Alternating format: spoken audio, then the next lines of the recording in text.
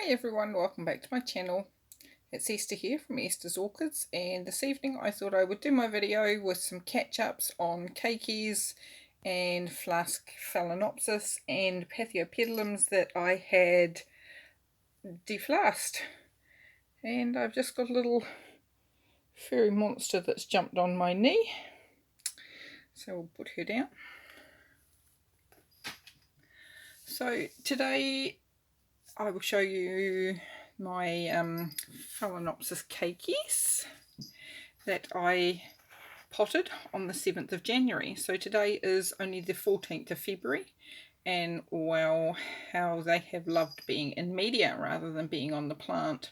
So even this leaf here that was seriously missing out on nutrients has greened up and is looking much happier, and she has a brand new leaf. So that's really amazing. And the pot now has root coming down and almost touching the bottom. I think that's the only root that's really visible. Oh no, there was one that was a little bit buried at the top. Here there's the one that was left in the air. And there's another one growing around the edge of the pot. So that one is extremely happy.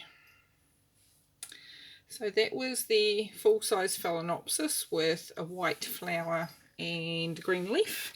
And oddly enough, this here is the mother plant that it got cut off. And it's a little hard to see that, to get some focus.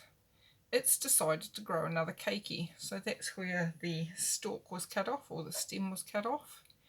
And that is not going to be isn't going to be a flower spike. That is definitely going to be another keiki. So this particular orchid obviously really likes to grow keikis. Or maybe it was just that stressed out prior to getting into media, because I did have it in, tried it in water culture for a while, but really wasn't successful. So it's definitely now getting a nice healthy leaf. It's definitely got some setback leaves there, but it's definitely improving. So the mini one that I cut off was just that one root that is still sticking down into the ground, and it has produced that top leaf there. So that's between the 7th of January and the 14th of February it is growing, that one, as soon as it got into media. So there's the stalk that I left attached, going down to the part of the root that's going into the media. And it did have quite a long root, but now the root is touched all the way down to the bottom of the pot. So there's the height of my fingers from... So that's how tall the cup is, and that root is going all the way down now to the bottom of the cup. Just that one root. No sign there of any other root starting to form, unfortunately. But it's obviously quite happy with the fact that it's now in media and being able to get more nutrients through. So those ones my update on my keikis. So next of all, I'll update my trial with my Phalanopsis seedlings that I deflasked. And the ones in the fern fibre are still in the little pot, but I think I'm about to lose one. So one here that started out with not super healthy roots. I think those roots are rotting down the rest of the plant. Just trying to find that there.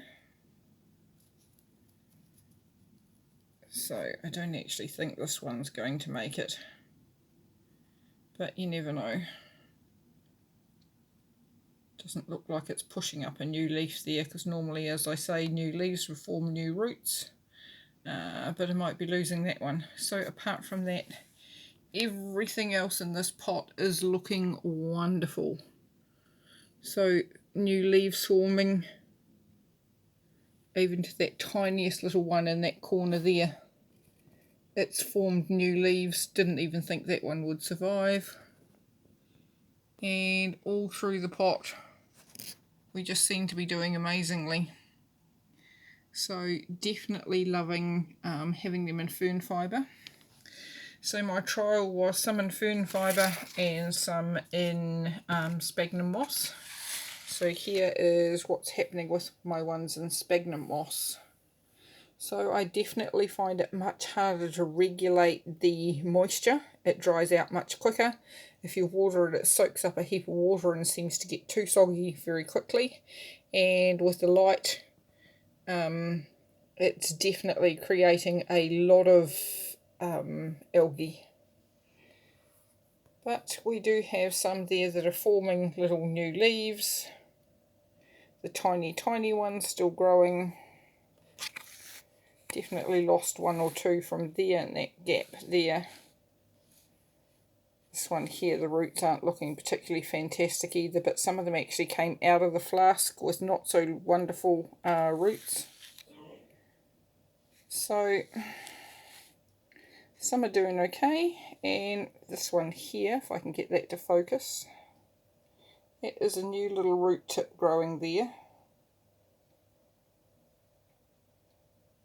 So, but you can see that some of that other root is going a bit grey and mouldy. So I find it very, very hard to regulate the amount of moisture in the moss. And I think I would definitely be able to say I will have more losses from what's growing in the moss than what was growing in the fern fibre. So before I did these ones, probably about a month before, I did Paphiopedilums. That was my very, very first deflasking. And these ones are also growing really well. So I do think I lost two of the tiniest ones. But we definitely have some new leaves growing there in the middle.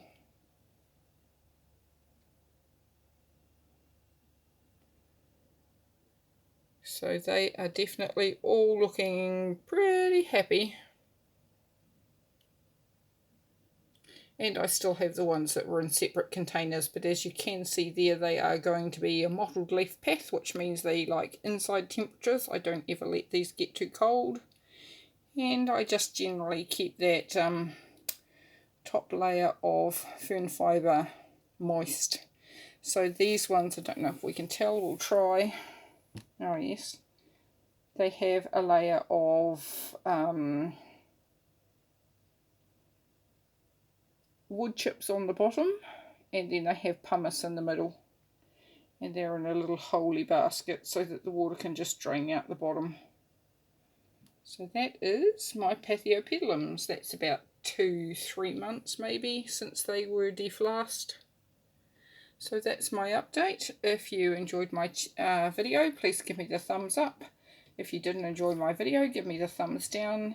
Thank you for all the new people who have subscribed. I now have 99 subscribers, just waiting for number 100. Thank you. Have a good day. Bye.